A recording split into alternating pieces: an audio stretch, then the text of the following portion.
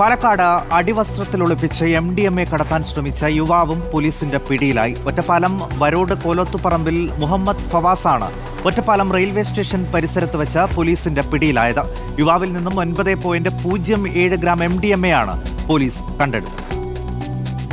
ഇന്ന് പുലർച്ചെ ഒറ്റപ്പാലം റെയിൽവേ സ്റ്റേഷന് പുറത്ത് പരിശോധന നടത്തുന്നതിനിടെ പെരുമാറ്റത്തിൽ സംശയം തോന്നിയാണ് 23-കാരനായ ഒറ്റപ്പാലം വരോട് കോലോത്തുപറമ്പിൽ മുഹമ്മദ് ഫവാസിനെ ഡാൻസ് ഓഫ് സംഘം പിടികൂടുന്നത്. ചോദ്യം ചെയ്യലിൽ സംശയം തോന്നി ദേഹപരിശോധന നടത്തുന്നതിനിടെ യുവാവിന്റെ അടിവസ്ത്രത്തിൽ നിന്നാണ് മാരക മയക്കുമരുന്നായ MDMA കണ്ടെത്തിയത്.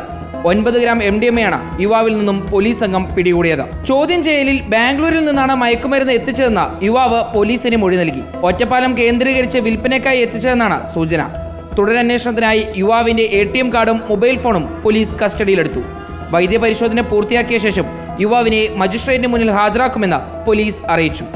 റിപ്പോർട്ടർ, പാലക്കാട്.